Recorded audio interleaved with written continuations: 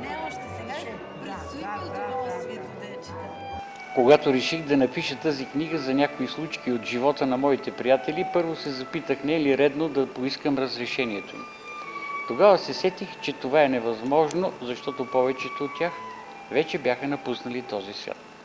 Овземе чувство на завина, че ние живите, загърнати с грижите на измамното си живуркане, пропускаме да забележим колко много от близките ни не успяха да остареят. Дали обаче съдбата наистина беше несправедлива спрямо тях? Според мен не, защото те я надхитриха.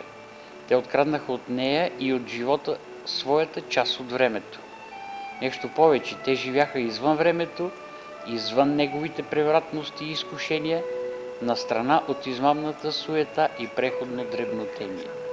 Те самите се наричаха вътрешни емигранти. Колко точно и достолепно. Казват, че човек е жив до тогава, докато са живи спомените за него.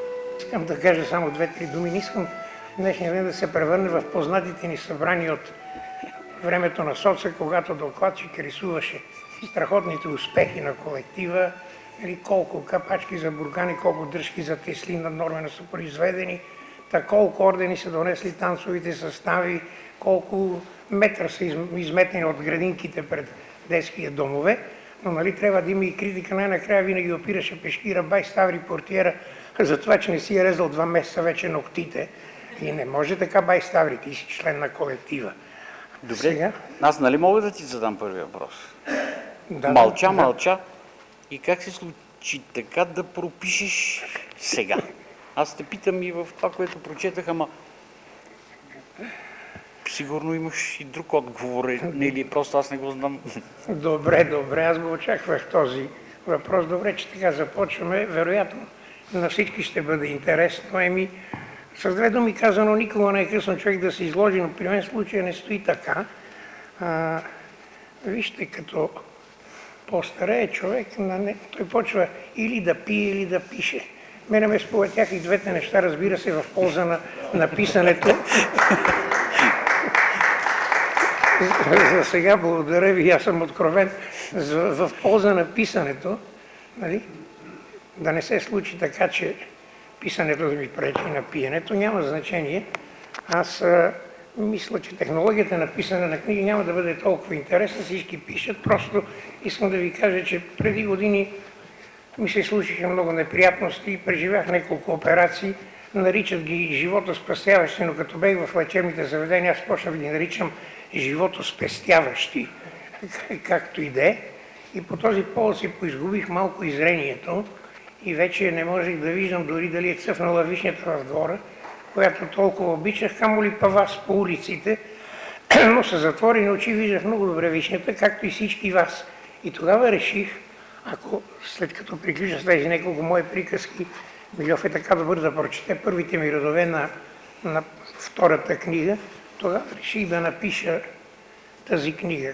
Как съм я писал, не е толкова интересно. Аз пиша почти не виждайки на празни листи, благодарение на моя редактор Изабела Будинова, която много време разчита, едновременно с това ми коригира и излезе книгата. Но, когато излезе, моят приятел поета, кажи го, както и да е, Киралезов, Митко Кирилезов, когото очаквам се още да дойде, ми каза, вика, Тасев, сега ти книгата я написа, може някои да я прочетат, но ти още не си писател.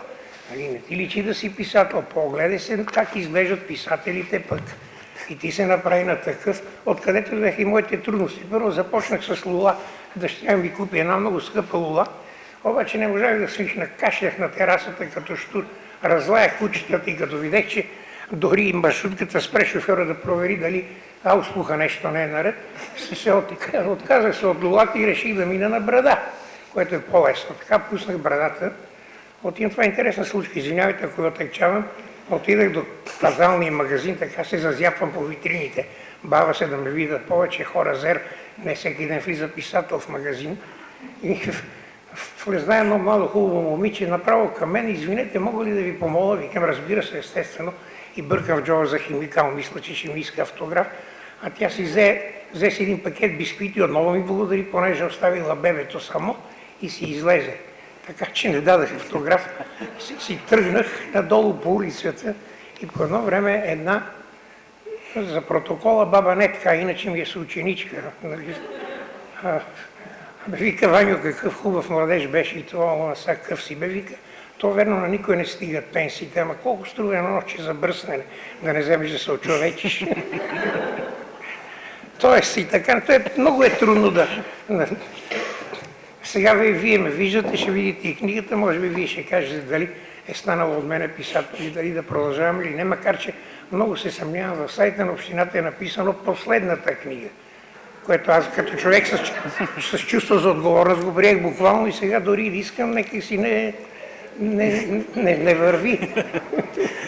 Но, сега, да, и вие слушате, извинявай, Иване, но ако сте прочели книгата на Рангел Вълчанов "Ура, най-после онемях", който говори по същия начин за онова, което са направили лекарите за него, нали, че са го живото спестили. И онова, което казва сега, просто не знам, не случайно казах и за лачените обувки на незнайния войн тук, защото по някакви невидими такива нишки те връзвам с оня Рангел, който хем е дълбок, хем може да те разсмее с нещо, което обикновено ние не забелязваме. Перник е имал поети достатъчно. Перник не се нуждае от поети. Имахме Иван Карик, имаме Борис Христов, имаме Красимира Зафирова и така нататък. Перник се нуждае от глас. Това е. Перник беше лидер между градовете в Перник. Сега е натикан в ъгъла на обществено-политическия живот. Когато прочетох "Малка нощна музика" от книгата на Иван Тасев "НЛО", изпитах чувство на съжаление, не само защото свърши един великолепен разказ. Казах си, че героите в него не могат да останат затворени между кориците на само една книга. Не може авторът да ни ги покаже на авансцената и да ги изкрие зад завесата.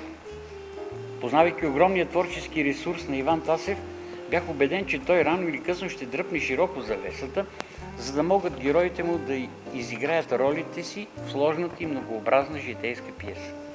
Не се излъгах и ето, че романа "Господи, пази щурците" е в ръцете ми.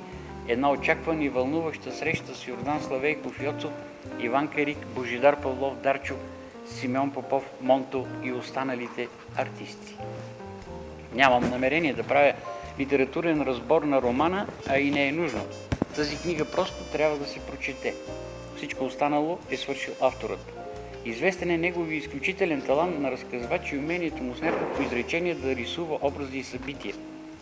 И то от добре написаната им комична страна, така че да се чудим къде е границата между смешното и сериозното. Просто авторът от всеки ред ни казва: не бързайте да се смеете, нещата са сериозни. И едновременно не приемайте нещата толкова сериозно, вижте колко са смешни. И не е нужно да ни убеждава, достатъчно е с неподражаемия си стил уж мимоходом да вметне далечни и не толкова далечни събития. Прометей, Отело, Троянската война, партизанското минало на Тодор Живков. Както и в други свои произведения и в целия си съзнателен живот, Иван Тасев спазва една константа на ясна обществено-политическа артикулация, без клишета и лозунги, но с действена ирония и сарказъм. Всъщност, да изброявам всички достоинства на романа, значи да подценя читателя. Не мога обаче да не спомена с няколко думи за нещо впечатляващо и несрещано поне от мен досега в никое произведение. Става дума за нестандартното и дори малко шокиращо разделяне на сюжетната конструкция на две части, носещи под заглавието "Всичко е ала-бала" и "Не всичко е ала-бала".